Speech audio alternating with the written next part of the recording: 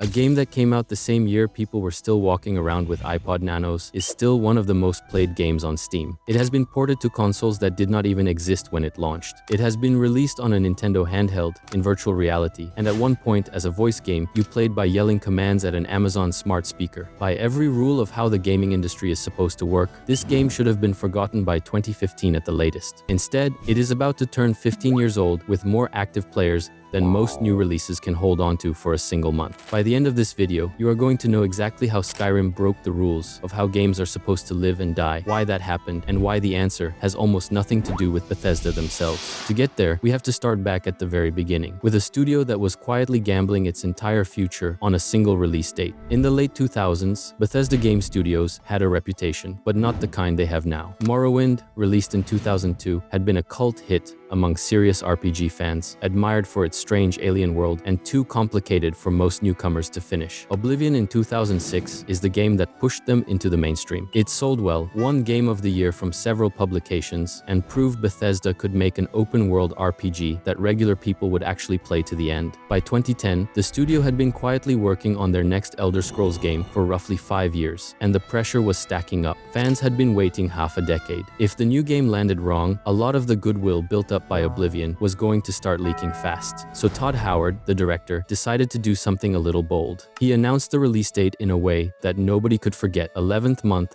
11th day, year 2011, 11/11/11. It is the kind of marketing move you only make when you are certain the game is worth that much attention, and for the months leading up to launch, it worked. By the time November arrived, Skyrim was already the most anticipated game of the year. What nobody at Bethesda could have predicted, standing there on launch night, is what was going to happen over the next 15 years. November 11th, 2011, Skyrim goes live worldwide. Within the first 48 hours, 3.5 million people own a copy. Inside the first week, 7 million copies have been shipped to stores, and the game is on track to generate around $450 million in sales. On launch day alone, Steam clocks over 230,000 people playing at the same time, which at that point was the fastest selling launch the platform had ever seen. Imagine being in that office the week after. You have been working on this game for the better part of 5 years, watching deadlines slip, arguing about perk trees, fixing bugs at 2 in the morning, and then overnight the game sells. And then it starts rewriting pop culture. A throwaway line of dialogue from a random city guard, something an intern probably wrote at his desk one afternoon, turns into one of the most quoted pieces of video game writing of all time.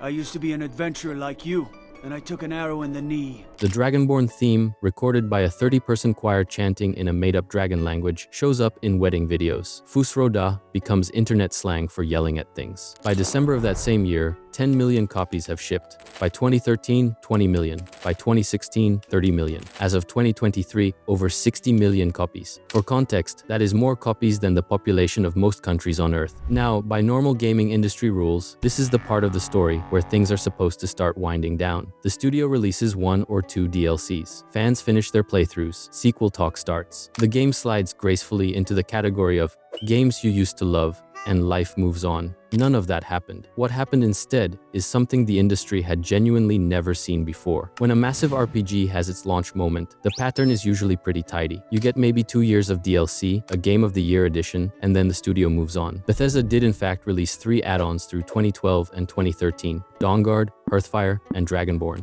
And in June of 2013, they packaged everything together as the Legendary Edition. That, by every reasonable expectation, was supposed to be the polite end of the Skyrim cycle. Then, in 2016, 5 years after launch, Bethesda did something that caught people off guard. They released the Skyrim Special Edition, a full remaster with upgraded graphics, improved performance, and something brand new for the series: mod support on PlayStation and Xbox. Millions of people bought the game again. A year later, they announced a port for the Nintendo Switch, which sounded ridiculous because the Switch was a handheld built for shorter, lighter games. People bought that too. Then came the virtual reality version. Then, at a press conference in 2018, Bethesda played a trailer starring Keegan-Michael Key, announcing that Skyrim would now be coming to Amazon Alexa, alongside Etch-a-Sketches, Motorola pagers, and Samsung smart refrigerators. The audience laughed because obviously the refrigerator part was a joke. The Alexa version was not. You could, and technically still can, play a stripped-down voice version of Skyrim by shouting commands at the plastic cylinder sitting on your kitchen counter. Then in 2021, for the 10th anniversary, they released the Anniversary Edition, which bundled everything together and added, of all things,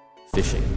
And in 2025, they announced yet another version for the Nintendo Switch 2. By this point, every new console launch comes with an unofficial tradition. Someone on social media posts a picture of the hardware and captions it, "Skyrim will run on this." Late-night hosts have made jokes about it. Reviewers have opened articles with, "Here we go again." But while Skyrim kept respawning on every new platform Bethesda could get their hands on, the studio itself was starting to fall apart in ways that should have dragged the entire franchise down with it. The first warning came in 2015. Bethesda and Valve rolled out paid mods on the Steam Workshop. The idea was simple. Modders could charge for their work, with the company and Valve taking a cut of every sale. Within days, the community turned. A petition against the system picked up more than 130,000 signatures. Protest mods flooded the workshop, including one called Beth the Beggar, a character who just stood there and asked the player for money. In less than 4 days, Valve pulled the entire system down and publicly admitted they had no real idea what they were doing. That was the first sign that Bethesda was not as in control of the Skyrim ecosystem as they looked. Then came 2018. Bethesda launched Fallout 76, the multiplayer spin-off of their other flagship franchise. Anyone who followed gaming at the time remembers how this went. The game shipped broken, missing the content they had promised, and riddled with bugs. On top of all of that, it was packed with microtransactions that made players feel like the game existed to take their money rather than entertain them. The reputation Bethesda had spent a decade building across Morrowind, Oblivion, Fallout 3, and Skyrim took a very real hit. In the same year, at that same press conference, Bethesda ran a teaser for The Elder Scrolls 6. It ran about 30 seconds and was essentially a camera flight over a mountain range with some music playing, ending on a title card. Fans lost their minds anyway. Surely, with a teaser this early, the real sequel could not be far away. That teaser aired over 7 years ago. As of this video, there is still no release date. Todd Howard has said in recent interviews that the game is going well and is a while yet, which is the kind of language people use when they do not want to give you a year. People who follow Bethesda closely are now estimating the earliest possible release window is 2028, with a serious chance it slips into 2029 or beyond. And then, in 2023, Bethesda released Starfield, a brand new science fiction universe the studio had been building for 25 years. It was supposed to be proof that the old Bethesda magic was still there. The reception was lukewarm at best. The Steam player count dropped off a cliff within weeks. Even people who worked on the game have since said publicly that it never fully came together. The studio's big new flagship underperformed. Their online experiment nearly torched the brand. Their actual sequel to Skyrim, the one people have been asking about since 2011, is still years out. By everything we know about how this industry is supposed to work, Skyrim should have quietly slipped off the bestseller lists a long time ago. It should be a game people remember fondly the way they remember Fallout 3 or The Witcher 2. Something you revisit once a year with nostalgia, not something you buy for the 5th time. Except none of that is happening. As of this week, Skyrim is still sitting near the top of Steam's charts. It still pulls in new players every single day. It still prints money for a company that has spent a decade tripping over its own feet. Which leaves one obvious question. If Bethesda has been this shaky for this long and the sequel still has not arrived, then who, exactly, has been running the life support machine on this game? The answer is not Bethesda. The answer is the community. And the reason the community was ever able to answer in the first place goes back to something Bethesda did on launch day and probably did not understand the weight of. When Skyrim shipped in 2011, Bethesda also shipped the Creation Kit, the same development tool their own programmers used to build the game. Anyone with a PC could download it for free, open it up, and edit literally anything. New quests, new weapons, new armor, new companions, new cities, new continents. Whatever they wanted. The modding scene that grew out of that toolkit is one of the largest creative communities the medium has ever produced. As of 2024, Skyrim has over 70,000 mods hosted on Nexus Mods, the main modding website, plus another 28,000 on Steam Workshop. To put that number in perspective, that is more individual pieces of user content than most games have owners. A lot of mods are small things, like better grass textures or updated menus. Others are serious overhauls. There is a free fan project called the Unofficial Skyrim Patch, maintained for more than a decade by a volunteer team that fixes bugs Bethesda themselves never got around to fixing. It is so widely trusted that most serious players install it before they even start their first playthrough. And then there are the total conversions. A group of modders has spent years rebuilding the entirety of Morrowind, the 2002 game,